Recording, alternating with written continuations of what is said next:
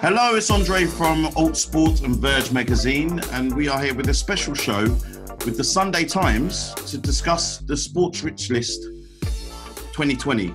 So I'm joined by my normal partner in crime, Matthew Connell, as usual. How are you, sir? Doing well, doing very well. And we've got a special guest, two special guests, in fact. James Green, Sky Sports broadcaster. How are you, sir? Yeah, I'm good. I'm just worried about the lack of furniture I've got in my house, clearly. James, yeah, just for the record, James has got furniture in his home, definitely. And the man behind all of this is Robert Watts from obviously from the Sunday Times. How are you? I'm well, Andre. How are you?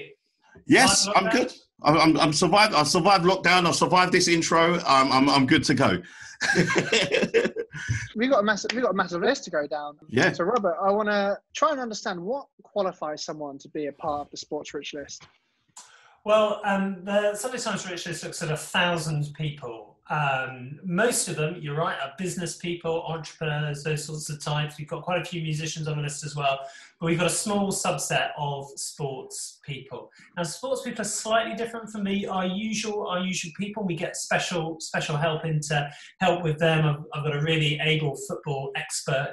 And what do? They look at earnings, but they also look at assets, they look at property. Footballers in particular have are well known for having earnings from things like image rights. That's big for them. But also sports people often earn big money from commercial tie-ups with big brands, both related to sport and entirely unrelated to sport.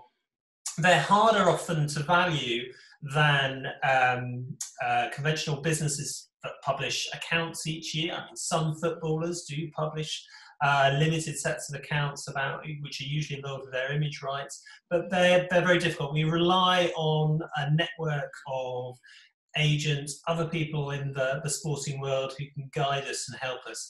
But also the big thing of the Rich List is about of the 1,000 people, about a third of them talk to us. They talk to us about their valuations each year and guide us.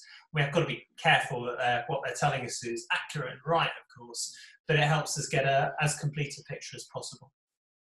Fascinating. And I guess what's very interesting for me is, of course, with this release of this list, obviously we have a top 15 compilation of young, obviously, sport athletes, which are under the age of 31. And of course, with this release, you also include almost a kind of separate list that covers Lewis Hamilton and Rory Mcilroy, of course, being the overarching earners within this. So what's the reasoning behind including that information as well?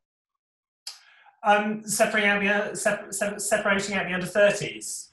Simply because the main list, believe it or not, you need £120 million to get on the Sunday Times Rich List, and very few sports people have ever got near that, even fewer journalists, unfortunately. We think it's interesting to do a younger list, an under 30s list as well.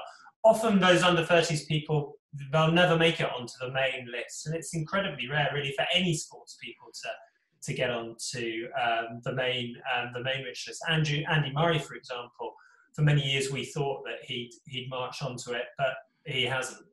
In fact, in this year's Sunday Times Rich List, Lewis Hamilton polls right at the top as the wealthiest sports star still playing, still at the game that we've ever had before. But those under 30s lists we think are interesting. Readers are interested in them, and although they may not be really, they're not billionaires, they're still very, very interesting, aren't they? Absolutely, and I think we've got a very diverse and exciting. Well, I say diverse in the sense that there's some interesting kind of personalities across the board in this, different backgrounds. One more thing about what makes people eligible for the list. So we have a mix of British-based stars and also foreign people that are based in Britain. So what kind of criteria fits that list? That's exactly the same as our what we call our rules of engagement that have been going since the very first Sunday Times Rich List in 1989. We count people who are UK born, have UK citizenship, wherever they are in the world. So you'll see Gareth Bale there, not playing in the country at the moment, but he's here. He's here because he's a Brit. And we also count people who we're comfortable are here, and they have enough of their assets. They're either working here or they're enough of their assets to be here. So one of the ones I always get asked about is Roman Abramovich, particularly in the last year or so. We don't think he's been in the country at all because the Chelsea owner's been having a row with the UK government about his visa. But he obviously owns Chelsea. He owns a stack of shares in London companies listed on the stock market here. So we'll have him.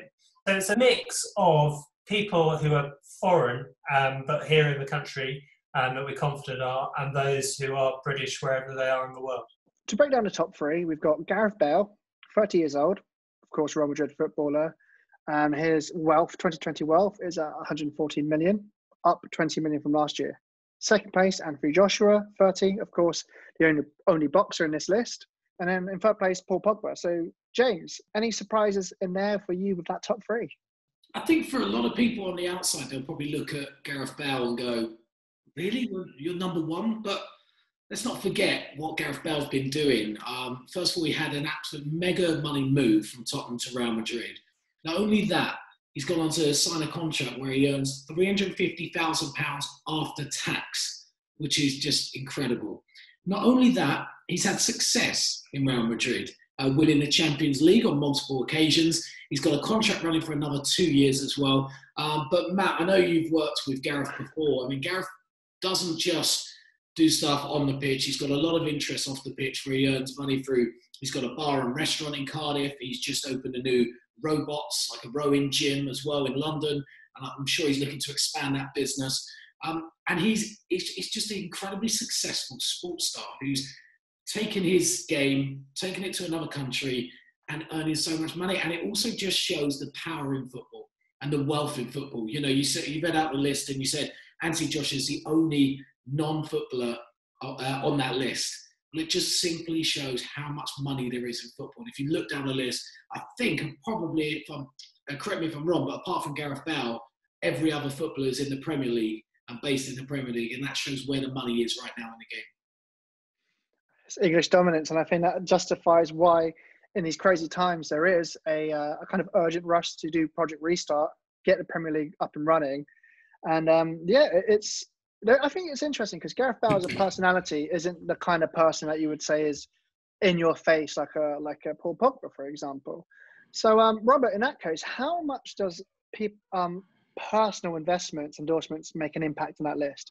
Is it purely, of course, the sponsorships and their contracts make an impact, but do these personal investments ever make, in a general sense, an impact at all? Yes, they do. Definitely, in terms of property, that's something that comes up. We do get sight of that occasionally. Spending is very important to us. Actually, we don't just look at the money coming in. We look at the money going out. And it's often very difficult to get at, but that's where often people in the game can be very helpful at guiding us in terms of, they're earning all this cash. Are they keeping hold of it? Wealth is effectively spending deferred for these people. It's holding on to it is a real challenge. Some of them they live hard. They spend well. Gareth's very interesting actually. Gareth Bale's very interesting to me. I think he is well placed to enter the main Sunday Times Rich list next year. I mean, he should. We're living in very uncertain times, but the entry level for last year's Rich List was 120 million. You should expect a sort of similar number for this year's list. So, yeah, you don't need to be a great mathematician to realise if we've got him at 114 this year, he should break onto the list next year. Anthony Joshua too, potentially.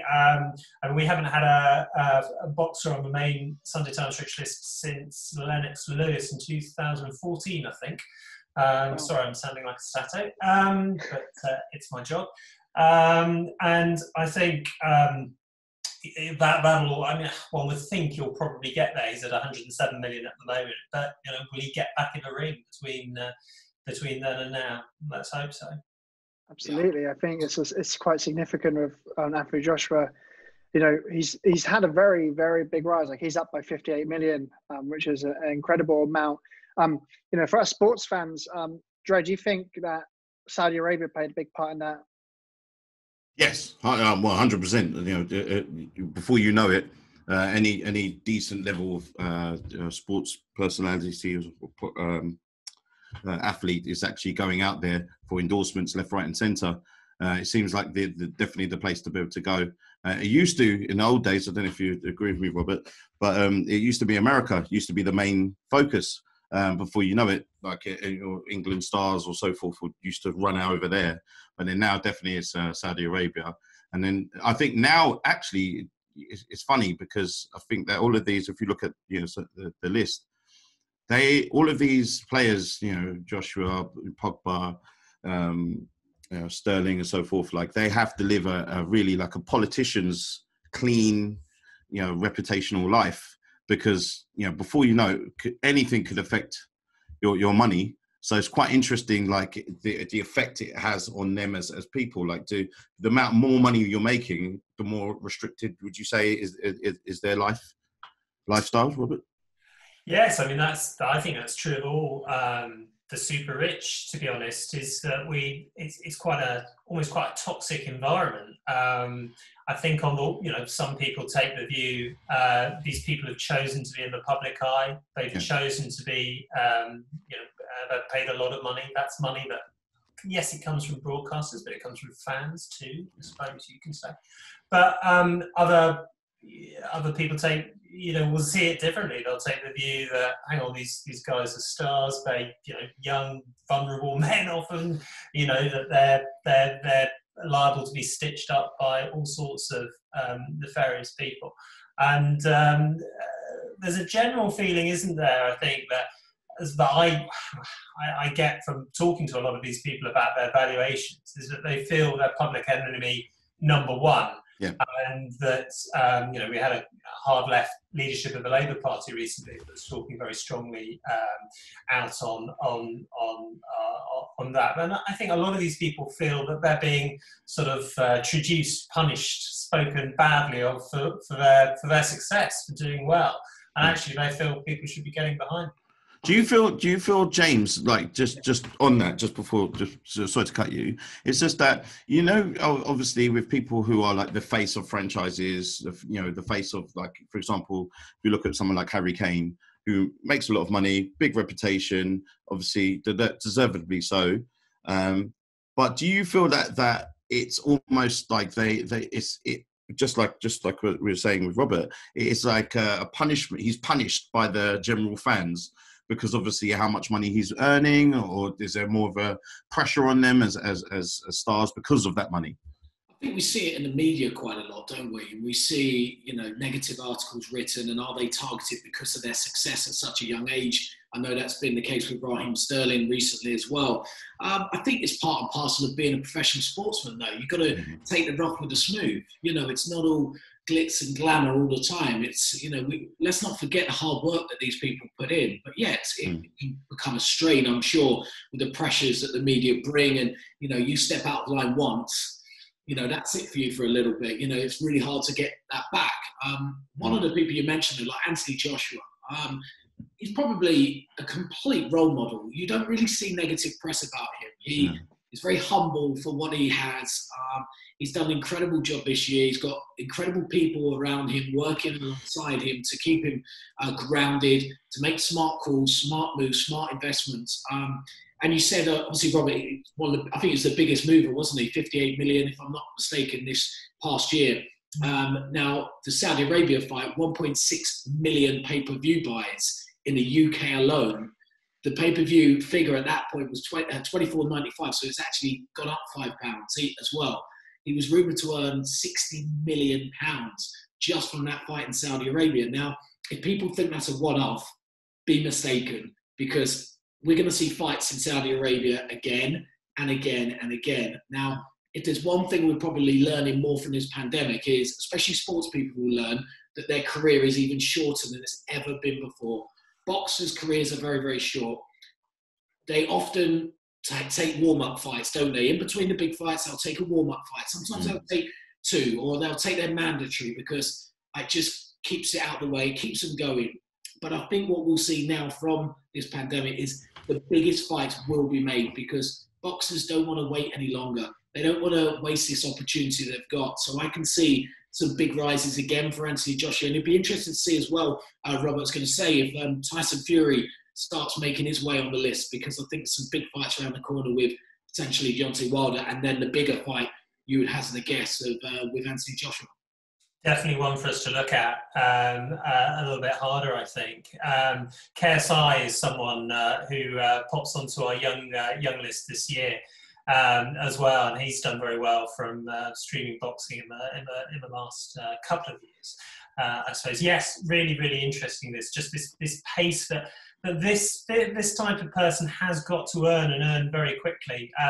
What you're saying makes tons of sense to me. I think we just one thing I would say, we're still scouring the world for other sports that we should be picking up. We've yet to find anyone coming close in cricket, despite the rise of the IPL and other 2020 franchises around the world. We may be possibly missing someone, but we're just not getting there. And I think it'll be very interesting to see how quickly football's finances recover after COVID, and whether we will see a brace of new people next year.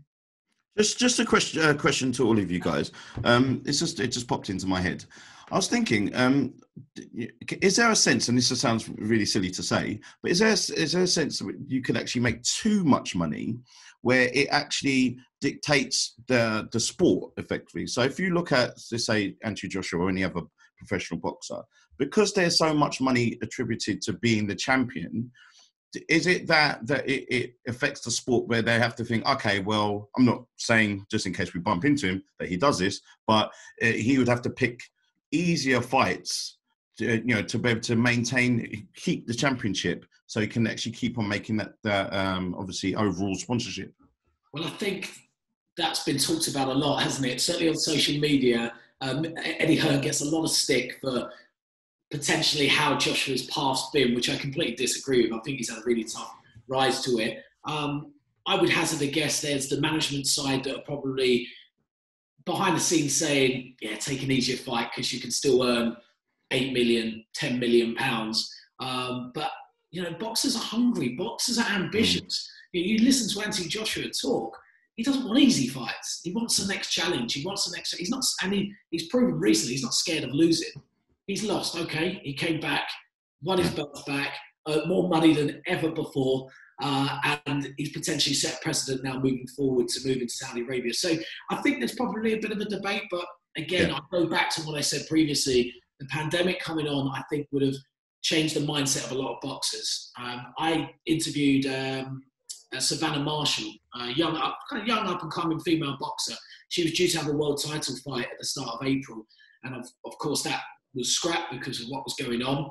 And she said to me, she's hungrier than ever. She doesn't want warm-up fights. She just wants to have a bigger fight after bigger fight after bigger fight, because there might not be that many fights out there for her. You never know what's going to happen in the future. Injury comes into play as well. They've got to make their living and they make their money during this period of their lives. I mean, that's quite interesting you touched on a female approach, because what I'm really curious to find out here, Robert, is within females, of course, it's a male-dominated top 15, but who is the highest earning female within this list? That's a very interesting question. I'm going to have to come back to you on that. And there's no one getting close, really. Sure, yeah. And with that pattern is repeated across the rich list. It's got a lot better. But without doubt, we are seeing female women entrepreneurs filtering into the list. But for years, it was very, very hard. There was another issue which continues to be a problem, which is that women entrepreneurs, Britain's wealthiest women, don't want to talk. They don't want to explain how they've been successful, where they came from, and how they did it. And that's a real problem, I think, for younger women coming up through the ranks, is that they want those role models. They want to be able to see that a successful entrepreneur or musician, or even sports star where they want to know those stories and see them and celebrate that success. And we struggle to find them. James, Paul Pogba, one of the most Marmite kind of characters within this list. Of course, people love to talk about Paul Pogba on social media. I'm sure for yourself, working on Sky Sports and working through the transfer stuff, that Paul Pogba does not escape your lips during any transfer window. What has earned Paul Pogba the right to be number 3 on this list? Yeah, he's probably one of the most talked about footballers. Certainly, when I'm working on the transfer show, it's almost a daily thing where we're talking about where will Paul Pogba go. But his name is synonymous really with football at the moment. He's almost like your modern day footballer. Let's not forget though, he was a key part of the France team that won the World Cup in 2016. A key part. He really was, and his influence on the pitch shouldn't be forgotten. It was in 2016 that Adidas saw so much potential in him, not just on the pitch, but his influence off the pitch as well. He signed a 10-year Adidas deal worth £31 million, which is a staggering amount of money. It really is. And to be offered a 10-year deal as well is quite something. But Paul Pogba, he's still young. He's very talented. On the pitch, we've seen his struggles, certainly this last season with Manchester United. But we've also seen some, incredible quality from him at Manchester United. I think about when they won the Europa League a couple of seasons ago. He was absolutely key that season. He had a fantastic season. But fans are quick to forget about that. But he is a megastar, Paul Pogba. Megastar on the field and a megastar off the field. He really is. I think there's a lot of interesting, Premier League talent that I think are catching a lot of eyes. I think someone that could have the potential to make a significant rise could be Raheem Sterling at Manchester City. Robert, with Raheem Sterling obviously being at Manchester City, and he's obviously an influential young English athlete. What are the conversations among your officers? Do you feel like Raheem Sterling is a guy that should potentially break the top 5 in the years to come, or where do you think his stock will go? Box office. His box office potentially. I think it's that 3. Often you look for those sorts of celebs, the one that have got that extra dimension to them, and what he's got is he's got beyond that great talent on the football field. He stands for something. He speaks his mind, and his work on handling of racism in the game has been brilliant. And I think there's quite a nice little parallel with Rihanna, to be honest. Is that someone again who made their money from music, who made their name through music, but who has attracted off the back of it tie-ups with LVMH, the big luxury fashion brand that has really propelled her fortune. And similarly, I can see him being someone who has a long-term commercial value that could march him well up that list beyond his footballing earnings. And I think there's a lot behind the scenes that can make Raheem's stock rise. And James, you know, of course, behind the scenes, you've got different kind of professional and personal contractual things, that are going on behind the scenes. So what do you think is going to be the catalyst to help Raheem climb this list? Yeah, I think just echo what Robert says. It's not just his performances on the field that have been so impressive. He's probably been given more praise for his work off the field and how he spoke up about racism. I think it's been absolutely fantastic. He's been exemplary in my eyes, and he's a real role model for young people to try and emulate. And there's no surprise why big brands are after him. I mean, currently he's signed to Nike, but that endorsement deal ends at the end of the year. Now, there's been rumours throughout the last year that Puma are going to sign him and make him £100 million Puma athlete, which is staggering.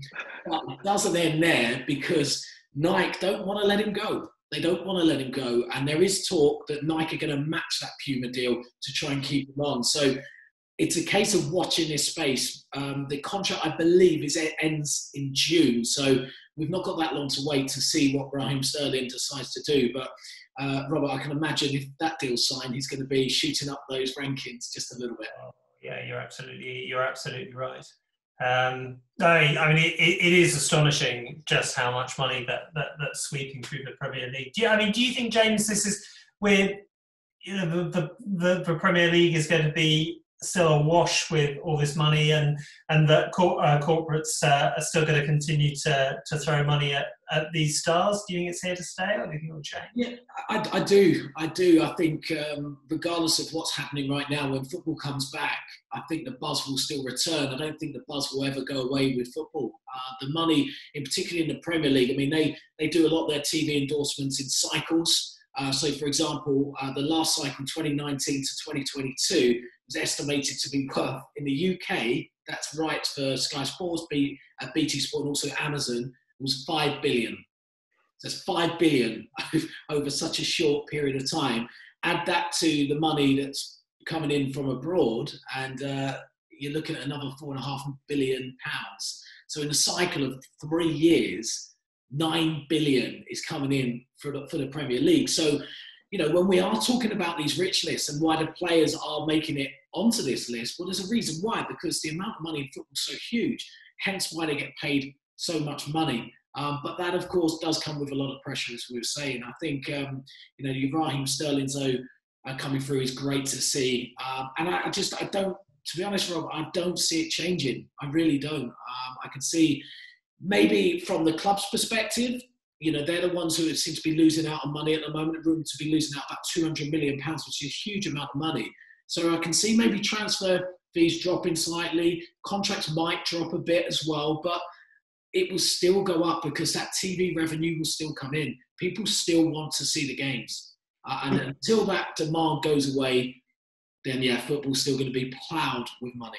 I'll tell you what actually confuses me. It's just, I don't know if you guys agree, but it's if you look at for someone like Mo Salah, who is a global icon. So, we're lucky enough to be able to travel a lot of the world. And then pretty much he's like the tip of everyone's tongue, where I would say Sterling isn't, as big globally, it seems to me, as someone like Mo Salah. So I'm quite interested in how Sterling could actually get so much more of a sponsorship level than, someone like Mo Salah, who's, again, broken a lot of boundaries. Obviously performances on the pitch has been outstanding. But what's the reason with the gap with those two in particular, would you say, James? A good question, really. I guess it's down to fan base, it's down to appeal, it's down to branding. I would say if you compare the two, you've got Raheem Sterling, Mo Salah. If you compare the two off the field, who would you say is most inspiring to the younger generation, the generation of YouTubers, influencers, social media? You'd probably hazard the guess at Raheem Sterling. Now, Raheem Sterling is a lot more vocal as well on social media. He's a lot more out there. We hear more about Raheem Sterling. Now, it's like with, I think we were talking earlier about the promotion of an athlete. Like, for example, Anthony Joshua, the reason why he does so much, because it's kind of his job. He has to promote himself more and more and more. Now, football is slightly different because obviously they're under contract with their football clubs, but those who want to speak out, they're going to be the ones that are going to attract more of the interest. Not that Mo Salah doesn't deserve it at all, because he's done some amazing things for Egyptian football, for African football, and he's done some amazing things on the pitch, and no doubt, that's why we see him on this list.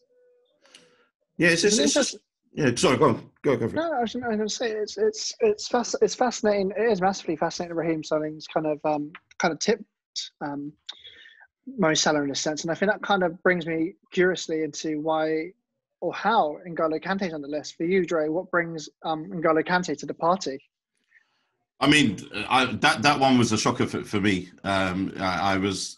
It's very strange because obviously from a point of view from branding, Robert, I don't know if you put him on the same level as, again, like the Harry Kanes, even Jordan Henderson, which is like to me as a fan, obviously, if you're a Liverpool fan, then you see him, you focus on him a lot. But he's not the England captain. He's not like, he's Liverpool captain, league winners. I should put that caveat in there as well.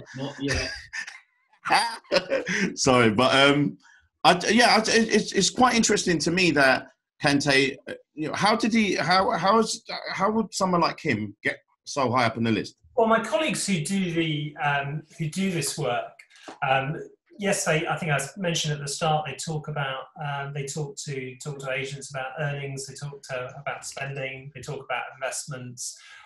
They also, one of the big things that people often miss, I think, is just how long guys have been around and how long they've been earning and where they've been earning. And if they've been on a good whack for a number of years, even if they've been, on the bench, they can rack up, and you can get to quite large sums already. Are they big UK taxpayers? That's another thing we look at. Are they paying full whack UK tax, or do they manage to avoid it? Which is a big part. The breakdown between your basic fees and between image rights as well is also a factor. Now, the revenue, the taxman's got a little bit tougher on those payments in recent years, as James will probably have chapter and verse on. But that can be a factor. That can be a factor as well. So how would a player avoid paying that tax? I'm just asking for a friend, not myself. So, it's all about the taxation, the type of taxation that is made on image rights, which are basically earnings associated with everything from T-shirts to posters to all sorts. And for many, many years, clubs have stripped out those sorts of payments, which have got gradually larger and larger. And some of those payments are made to companies based offshore. I think it was Scandinavia was one of the Scandinavian countries was a place where many of those payments were made, and you don't pay a full whack on those. Now, some of those schemes have been picked apart by the revenue in recent years, so that can be a factor, certainly. I think just going back to N'Golo Kante, let's not forget 2016 was part of Leicester City's amazing Premier League run that won him the title. That earned him a huge money deal at Chelsea, where he won the Premier League in his first season. As Robert was saying, is a lot of the richest obviously is down to how long the player's been somewhere and how long he's been in his contract. Now, N'Golo Kante's been at Chelsea now for 4 years. 4 years. Being paid £150,000 per week. It's going to add up over time. And let's not forget the bonuses he'll get. The bonus for winning the Premier League in that first season, that would have been huge for N'Golo Kante. Absolutely huge. And he'll be due another contract soon. And if he gets another contract on the same sort of lines, he'll stay in that list and he'll probably creep up a little bit higher as well. Well, imagine what a Premier League title would do for Harry Kane, because, of course, he's the face of England. Of course, he's hungry for silverware, and we all know those football fans are aware of what Spurs get up to. And I know you, James, as an Arsenal fan, you know too well about Spurs' trophy cabinet and whatnot. So we're gonna, reveal that. But it's interesting for Harry Kane, isn't it, James? Because he, of course, has great potential, like Raheem Sterling, to get on the rise. A Premier League title could do all sorts. God knows what could have happened if England could have won a World Cup. But also, Harry Kane is also a very good example of someone that unselfishly uses his wealth to good. Oh, absolutely. I mean, the news this week was fantastic. It's something we've never really seen before. A player taking a sponsorship opportunity with a lower league club, something was incredible. We just didn't expect it. When I saw the news come out, I was very surprised, but it's amazing. I'm so glad it was given the publicity it deserved. We talk about this rich list. Well, we should really be talking as well about what these players and sports people are doing for the community, for charities, and they are doing so much work that so often just doesn't get seen or talked about because in the media it's not sexy enough. Well, this from Harry Kane is just incredible what he's done. 3 different charities on 3 different Leyton Orient shirts for the sponsorship 2020-21. The NHS, Mine Charity, and I think it's Haven House as well. And it's brilliant to see. Now, Harry Kane, will he go up? We've been talking a lot, certainly at Sky, about where's Harry Kane's future? Where should it lie? To me, he has to move abroad. That's my personal opinion. That doesn't mean he's going to do that, because usually what happens when I suggest something or say something, the complete opposite happens. So put your money on a Premier League club. But no, I think for him to really go to that next level, I think a move abroad to a potential, big European club, a Real Madrid. That's been talked about a lot. Barcelona, potentially. There's no reason why not. He is that good, Harry Kane. He really is. But whether he's going to do that, I don't know. But it's great seeing. It was a great news story this week. He has absolutely brought a bit of light into a year of doom so far. Good old Harry. So I think I appreciate it massively. Someone who's had quite a rough time of late is Daniel Sturridge. Left without a club, left his Turkish club, now out of contract, but is sat very high up on his list. And I think that scratches a lot of heads. Robert, what has the gang over at Sunday Times said about Daniel Sturridge? My understanding that's another longevity story, being around a long time, and he's someone who I forget where he is now in his 20s, in his late 20s, but he's 30 now, just hit 30. Yeah, we'll count anyone up to it's still in their 30s when we publish our rich list. So yeah, he'll drop off next year, but a long career will get you there. Which is kind of true of what we see of the main rich list. A lot of the people who break onto it are, they don't get there until their 60s or 70s even sometimes, because it's just a long lifetime growing a business, and they finally get there. So he's one of those quiet, slow achievers, long-term players. Yes, Andre, he has played for Chelsea, Man City, Liverpool. I think even his move to Turkey, he earned about 1.8 million signing on fee just to go over there. So, this is a player that's been playing for a long time, and he's made a couple of big moves. It kind of doesn't surprise me he's on the list. Yeah, Andre, what kind of contract was your team giving Daniel there? It's quite a lot of wedges getting there. I mean, to be honest with you, at one point, I would say, especially during the years when the last year Suarez was there, I personally think he was maybe top 5 players in the world at that point, and he was England's number 9 at that point as well. I know James is going to disagree on that, but he literally at that point was on fire. He was again, obviously he was in America a lot, and I think the social media thing came into hand as well, because obviously he is who seen by lots of people. He's very friendly with Drake, and then he got that advertising campaign with Beats during the World Cup as well. So those, I think he was actually one of the pioneers of before the FA and the Premier League put a ban to it, just walking in with your Beats headphones in. So those little things maybe kept him on. And plus we were rubbish at that point, so that's why he got that big deal. How are you rubbish with one of the top 5 players in the world? Well, he signed. He actually, funny enough, he signed a contract just at the end of that season when Suarez was going. So pretty much the cupboard was bare, and he was the only one that was left. And obviously, because of what he did before the season before, he was very well looked after out of desperation too as well. But he was an amazing player. Great servant to the country and club. And so I would like to be able to. Well, I know him personally, so I didn't know he had that type of money. So dinner's on you next time, Daniel. It was Chelsea, wasn't it? Chelsea was on 120 grand. I think he actually took a pay drop when he went to Liverpool. It was a Chelsea money. It was Abramovich money that he, was boarding from Man City, and he probably reaped the rewards of that. But no, look, Dan Sturridge's he's been a consistent player. He's just, injuries have kind of wrecked his career, really. If you look at the history, he's really struggled to have that consistent run. Full of talent, for sure. Let's hope we haven't seen the end of him, because it's kind of grinding to a halt a little bit in his career. Just quickly, sorry to butt in there, but I was just wondering something, James and Robert.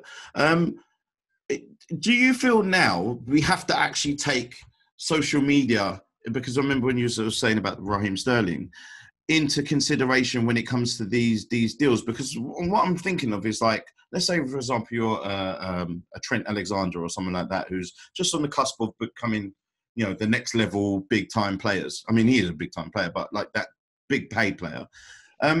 What would you say is your suggestions for them to be able to A, expand their brand, and then B, obviously, get on this list as high as possible? What do they need to do?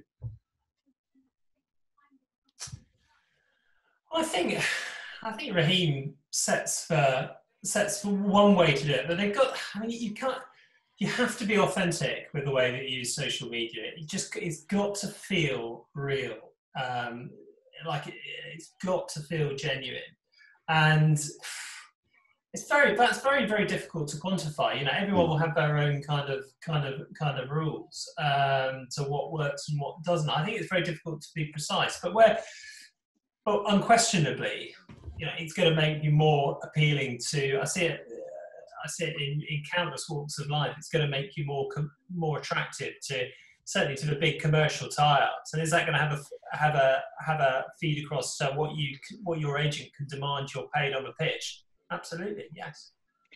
Yeah, I was going to. Sorry, Matt. I'm just going to agree completely. I mean, if you look at where social media advertising is now, you've got these micro social influencers. Now, the micro ones will have, say, 20,000, 30,000, 40,000 followers, yet they're starting to earn a career in themselves just by advertising on social media. Now, a footballer is already bringing a huge audience with him, which is so attractive to brands. And we look at that list now. Gareth Bale, number one, right? Gareth Bale on Instagram has got over 40 million followers, which is an incredible number. Now, you want to compare that to Lewis Hamilton. Lewis Hamilton's on 15 million. Still a huge number, but Gareth Bale is followed and watched by so many people. And it's a huge thing for brands. Brands will come on by and they will look and analyze social media accounts and go, well, how much following have you got? How much engagement have you got? How many likes are you getting on a post? How many eyes are going to be seeing this? And absolutely 100% brands will take that into account. Definitely. It's amazing. It's fascinating. There's a really fascinating point on the Instagram followers. You think, having worked with Gareth, it's really interesting to see that he's very quietly smart about how he does his business. And one of the things I would speak to him about was his bar and grill. I was in Madrid with him last summer. We spoke about this, and he's making the right moves because his 11's bar and grill in Cardiff, opposite Cardiff Castle. Second year profits were going up, so that he's picked the right things that work. Very smart, and are probably things you wouldn't expect him to do. You think of Gareth Bale, you think also golf, and here he is. He's opened up a boutique gym and rowing, and here we are. He has somehow found the things and has, I think it's credit to all these athletes and all these superstars that they have amazing teams around them that help them. There's a lot of people that go wrong, and I think Daniel Sturridge is an example where maybe if he had the right peers and circles, you'd hope would help steer him away from the gambling thing. And it's all about mindset. And I think that's what I think is very fascinating for me about someone like Jordan Henderson, which recaps the top 10, because he's obviously a massive leader on the pitch. He lets his work, he does his work on the pitch, and that's how we know him. But James, what do we see from Jordan Henderson? Of course, he has done, the opposite to, a Liverpool-based kind of guy like Daniel Sturridge. If you believe what you've read in the papers, he's going to be the uncrowned player of the season. There's still a bit to go, but you never know. So well deserved too. Yeah, well deserved. But what do you think? What has been a credit to Jordan Henderson's rise in this list? Yeah, I think you just hit the nail on the head, Matt, with his performances on the pitch, his leadership qualities for a team like Liverpool right now, who are so incredibly successful. I know, Andre, you're a Liverpool fan. I don't want to give you a big head so you can't walk out that. I'm trying to hide my smugness here. But let's take the pandemic out of this. Liverpool's season has been just incredible in the Premier League. Their performances in the Champions League last year were just astonishing. That comeback against Barcelona was amazing. And all these performances and the consistency, Jordan Henderson's been at the forefront of that. He's led that Liverpool team during this time. He's been incredible. He might not be I use that term sexy, he might not be the sexiest sportsman to promote for brands, but on the pitch, he leads by example, and he leads a pretty exemplary life off the field, it seems, as well. And there's no surprise to see him on that list. He's thoroughly deserved it. And if he is awarded Player of the Season, I don't think anybody can argue. Andre, you look very happy with that. You know what? Sometimes people say something and it's just so on the money that you can't even disagree. No, I think personally that and I think Robert, you probably agree as well. Hopefully, is that I think gone are the days where the bad boy, rogue, don't care, that type of image was celebrated a lot when I was younger, but I think now it's got to a point where it's kind of in line with like the NFL, NBA, where you're getting your brand out for doing good things. For it is more enticing to interesting to brands to be able to come and join you. Because if you look at someone like, obviously we'll get into him shortly, someone like Lewis Hamilton, there's no controversy at all, and that man has got so much, like literally, he's got as many sponsors as his team. So, I mean, do you agree with that? Like the way that you behave and live your life affects your money now? Yeah, very much so. Kind of like before, obviously, what we mentioned earlier. I think there's the entrepreneurs, business leaders I talk to. Some of them want to walk between the raindrops. Very, very quiet, very low profile. One of them said to me when I first met him, I want to be in the newspapers 3 times in my life. When I'm born, when I get married, when I die.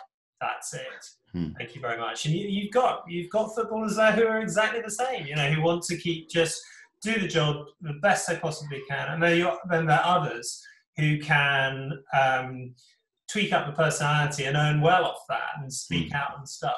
And it's different strokes for different folks, right? Different people work. What I think is certainly true, though, is that the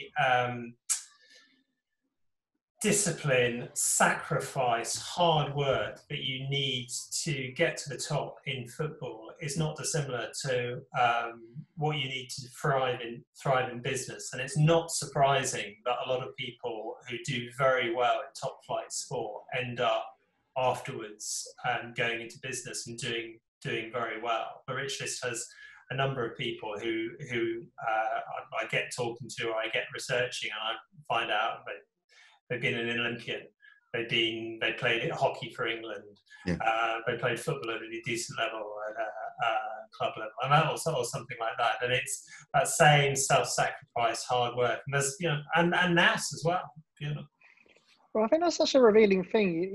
You of course, if you're on Netflix at the moment, Talk of the Town is Michael Jordan. Of course, he is a great example of a man that in Korea has made significant wealth because he is clocked onto something. And by chance, hitting Jordan, but obviously I worked a part of PSG's Jordan collab launch, and I couldn't believe what I was seeing. I think that this athlete has now made a pure transition into being an ultimate businessman. But we see this also, which I think is quite significant with moving on to, Lewis and Rory Mcilroy. Lewis is kind of tapping into that, in a sense, I feel, because he's been starting to do work with Tommy Hilfiger and doing his fashion kind of stuff. So this is out to the open table here. But do we think Lewis Hamilton has the potential to kind of maybe not make a Jordan level splash, but he's very successful on his UK list being there. But what is the potential for Lewis Hamilton? We know he's in more behind than what's ahead. What can Lewis Hamilton do with this? First of all, I thought you made a great point because my mind was going there with The Last Dance and Michael Jordan and the mindset of these athletes. I mean, we've seen it in that show. It's just incredible. And it's a great point as well. And it shouldn't be forgotten. If we look at the list, these people didn't just get given this money. They earned it through the hard work and dedication that many of us failed to be able to get there. I mean, they have this mindset, which is just astonishing, as we're seeing in this Michael Jordan documentary as well. And Lewis Hamilton's a prime example of that. This is a guy that's won 5 of the last 6 Formula One World Championships. 5 of the last 6. I mean, it's huge. He is a megastar. Formula One is a worldwide huge sport, followed by millions and millions and millions of people. And this guy is sitting on the top of it. He has done now for the last 6 years. He's incredible. He's got the opportunity to earn more and more money. I think his contracts with Mercedes ends this year, I believe. And then there's talk of, I think, if I'm not mistaken, it's talking about 60 million a year with his next contract with Mercedes. So that seems to be what they're saying, that he's going to earn a lot more money than he was even previously. But then he's been, again, do we say this is too much money? Well, there's a lot of money in that sport, and he's bringing success as well. So he's justifying his wage, in my opinion. I think he's a megastar. Will he be on? I don't think we'll ever see a Michael Jordan in our generation. I really don't. I think he's a one of a kind, and that contract with Nike was just, it's genius. From his agent done wonders there. He talks himself up in the documentary. For a second choice, it was not bad. If he wanted Adidas, he went there. Took the credit alongside his mum, actually. His mum forced him to go to that meeting with Nike, didn't she? Incredible story that was. But look, Lewis Hamilton is a megastar, and there's no surprise he's made it into the 1,000 rich list of all people, hasn't he? Our richest ever sportsman who's still playing.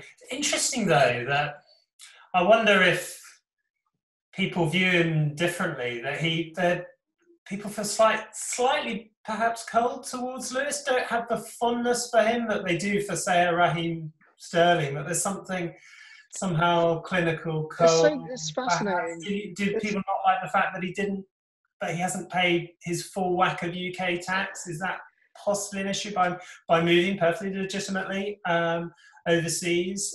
Is that a part of it as well? I suppose we're getting to something quite interesting here, that you can earn your money by being that calculated, careful, clinical, very disciplined, don't say too much type, or you can still earn a fortune and do very well out of having a personality, speaking proudly about what you believe in. And it's fascinating with Lewis. Will pay a lot for that. Yeah, because I feel like from my personal experience working with Lewis before this season started, was I love the guy, and I think what's interesting, I feel like he has a lot to say, and hasn't kind of figured out how to say it properly.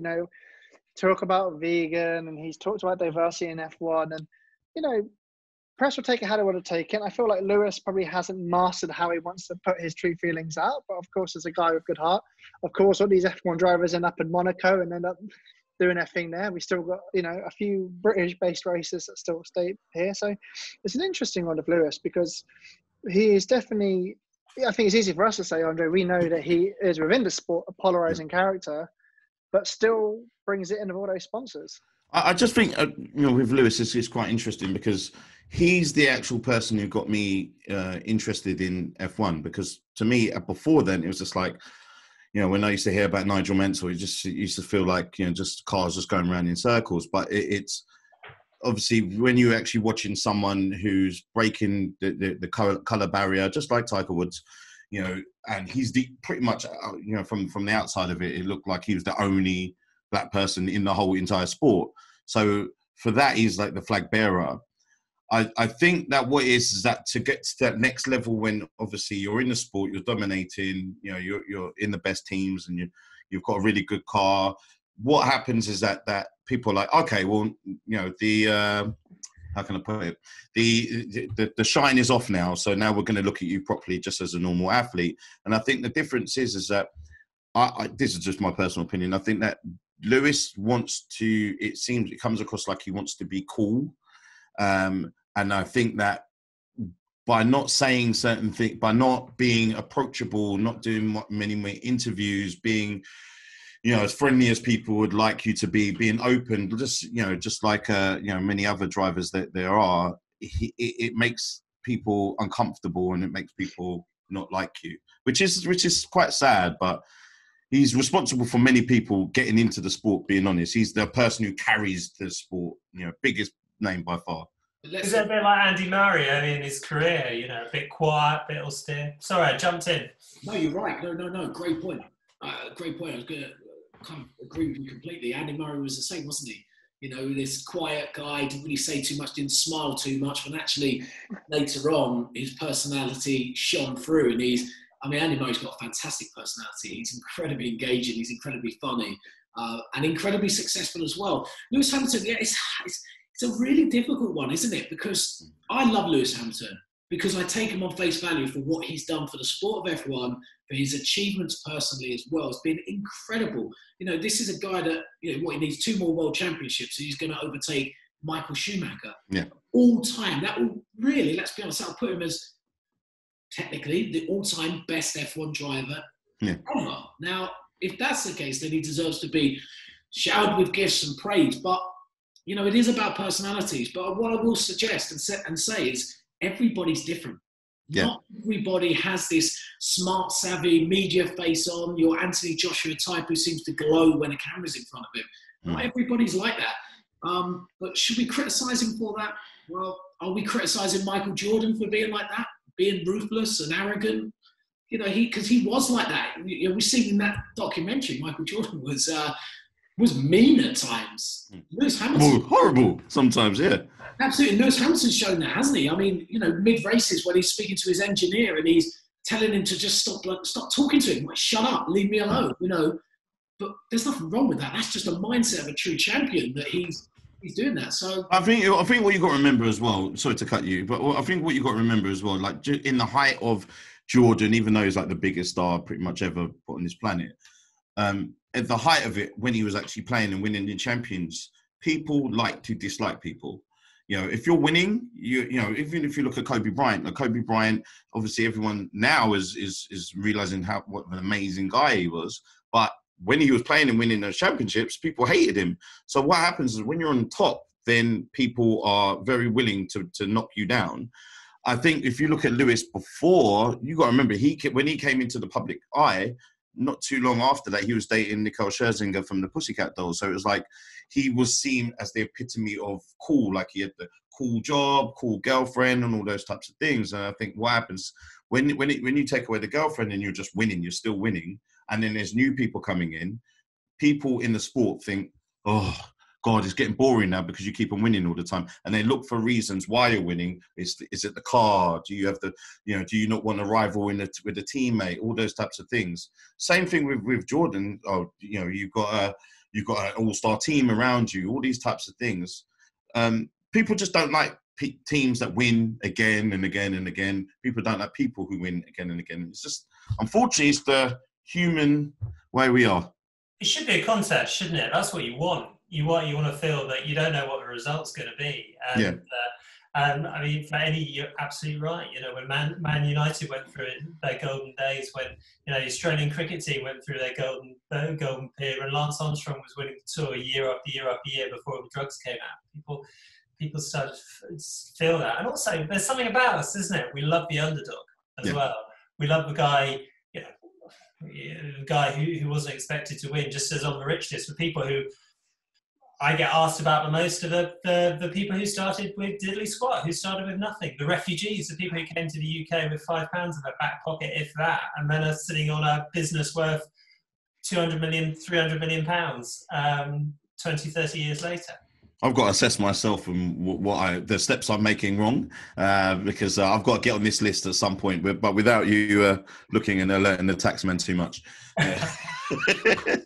As we draw to a near close, gents, last one to quickly recap. Of course, Rory Mcilroy. So the power of golf, Robert. So how has golf crept up on this list? Big money game, and a wash of sponsors room to jump on board. And when you think about it, you know, who are the people who sit down and watch hours and hours of golf? Lots of middle-aged men with large disposable income. It's no surprise that, you know, that it's a game awash with money. Second golf on the list. Gareth Bell being one of them as well. Again, Rory Mcilroy though, successful year. You know, let's not forget about that. Again, it wasn't just, you know, he's a bit lucky, right place, right time. He's number one golfer in the world right now.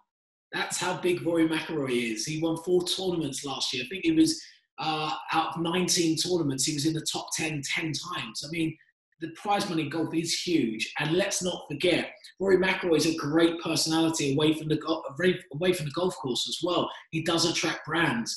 And he's got $100 million sponsorship right now with Nike and TaylorMade, which is huge money. It's huge. But as Robert said, there's so much money in golf. We shouldn't forget that. And when you're at the top of that sport, yeah, the rewards come in with it. Championship quality. Just last question for me. for both of you guys, James and Robert, and obviously Matt as well. Who would you say? Well, Robert, because obviously you work with companies more. What is the next big cool company that you would say you expect to be on the rich list for next year? That maybe is not on it at the moment, but it's on the verge. And then also like a sports star. Who would you say? All of you is the next big sports star that you're going to say, okay, they're definitely be on the list now. I mean, obviously, I'm going to take away my Liverpool, campaign, but I definitely think that I'll just really be interested to find out like what you guys think.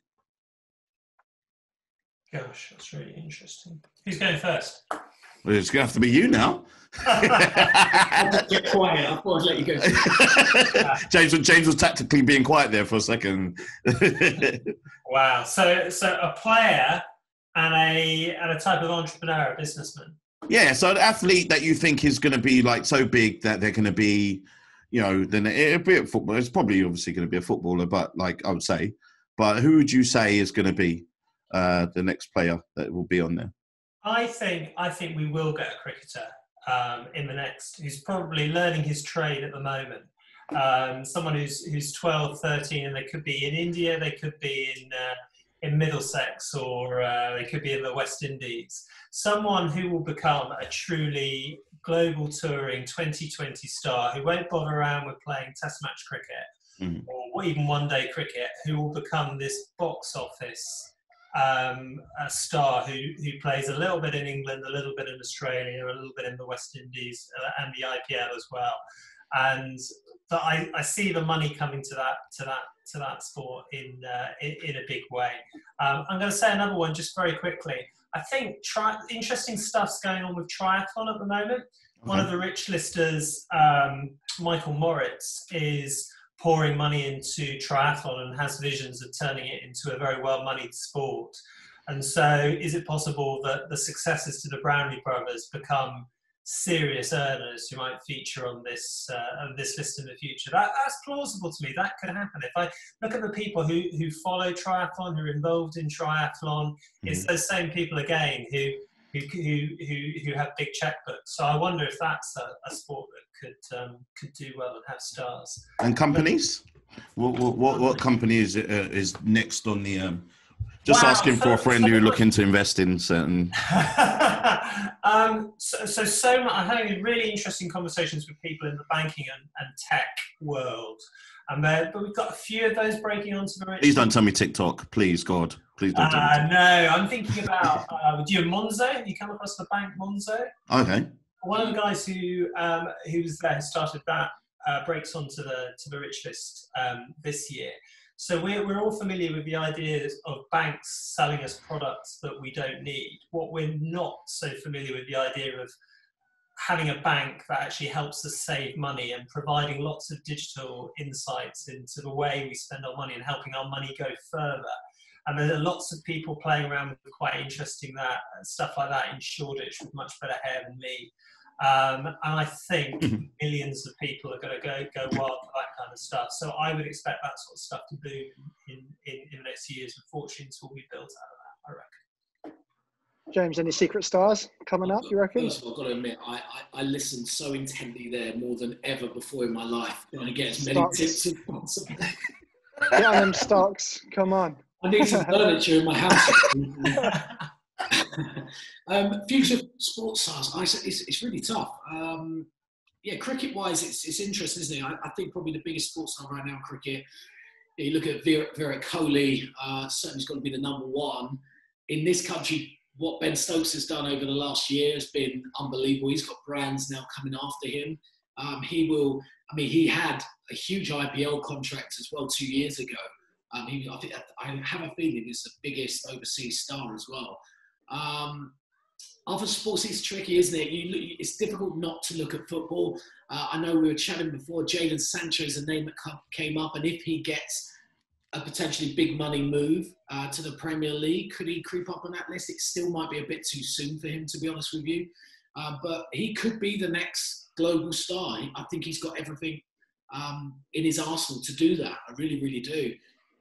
That's probably the one that comes to my mind, but I don't know. What about you guys? Matt, Drake? Sancho, but I think you got to look out for Formula One. I think with 2021, the new rules going through and that driver market being flung open, you have to pay attention to what Brit stars like Lando Norris, currently at McLaren, George Russell, obviously at Williams. Especially George Russell has forever been kind of linked in a Mercedes seat. And it's interesting, you see with Carlos Sainz making a jump to Ferrari, it's like, what kind of a move would that do for the bank accounts of a British driver? We've got some really good talent that maybe aren't currently in the fastest cars. I think in the Formula One sense, it'll be really interesting to see that Lewis, as a Brit star, has paved the way and opened up some doors. And I think the digital landscape of Formula One has been really great. It's been great for partners and media companies that work within Formula One have been given better and greater access to the talent, to the stars. And I would say for me personally, it's probably overtaken football in organisation and the kind of level of access they give. And I think that will make a big difference in the long run. I think, and Matt's going to laugh at me because he calls me a fanboy, but I think that Charles Leclerc from Ferrari is I'll be shocked if he's not on the list for next year, or if not, I don't know how long it takes you to get on that list, but if not next year, the year after, because I think for me, he is the leader of the new wave. He's to me, like brand wise, he's the coolest person you can actually see in the sport. Take away Lewis, he's the coolest person. He's the person who's challenging the most, good looking guy. He's I think he's doing some modelling work as well. He's done something over the last summer.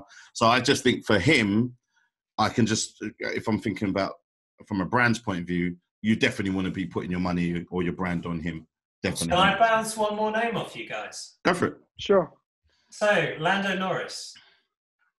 His dad is Adam Norris, who has been on the rich list for years and years and years. He was one of the first guys into Hargreaves Lansdown, the big financial services company, and made a fortune from that, and is now doing other stuff. But he taught Adam how to drive at the age of 13 in a battered old mini Metro around the family farm. And Adam is this amazing single-minded entrepreneur who's not content with having earned this £200 million fortune from Hargreaves Lansdown, is now starting his next thing, selling electric bikes and scooters. And I've not met Lando, I've met Adam, but I'm interested to know, whether he is a potential. Well, away from this, let's just take it like we were talking about earlier about followers and how Raheem Sterling taps into the current generation. Yeah. Lando Norris has been the complete winner of lockdown in sports with his e-gaming and the work of Twitch. So just think about what he can do. And that is a world and a market. I love playing my games. I felt like I grew with Fortnite playing that game and watching people somehow make millions off that game. Lando with e-streaming, he's not just playing Formula One games, and it'll be interesting to see what he does with the release of the new F1 2020 game. What can he do with titles like Call of Duty going forward? He plays a lot of Fortnite, and the wider roster of F1 drivers also are playing a lot of games. Of course, like your Lewises and your Seb Vettels haven't been playing, but your Charles Leclerc, your Alex Albons, is something that me and Dre do on our podcast, talking a lot about these young drivers. They are leading the way. They're the most interesting part. Exactly. Yeah. And so someone like Lando Norris, with even his gaming thing alone, I feel like as a current athlete who's so early in his career, I feel has probably the best potential to do something on the other side of his sport already. He by far, alongside Daniel Ricciardo, so it's going to be quite interesting with the McLaren team because it's like literally going to be the coolest, funniest team to be able to watch. He is, from the people that I've met in Formula One, he's by far one of the funniest people I've met. Full stop. Like he is a magnet to anyone who just wants to have fun, and I think that he's going to become like bigger than the sport. He will attract new people to be able to follow the sport because he's such a fun-loving guy. It's definitely that's a good shout there. I'll still go with my fanboy prediction, but he's definitely a. Well, chaps, nicely done. I feel like we have recapped this list very nicely. Yeah, definitely. very nicely. Definitely. Well, thank you very much. You know, you guys, James and Robert, you know, obviously for spending the time with us, and you know, it's been one of the best shows we've had, and I've learned a lot, and I will be aiming to be getting nearer and nearer that list myself and Matt. We'll find a way for you to be speaking about us next time, Robert. I'll tell you. Exactly. We need to find a way to be good at sport. Right, guys, make sure you obviously keep on following us on Verge Mag on Instagram, and Alternative Sport on Instagram as well. I always get tongue-tied at the end of these things because my mind is on money and my money is on my mind. Thank you very much, guys. Appreciate you. See you next time. Cheers, guys. Thanks. Cheers. Bye.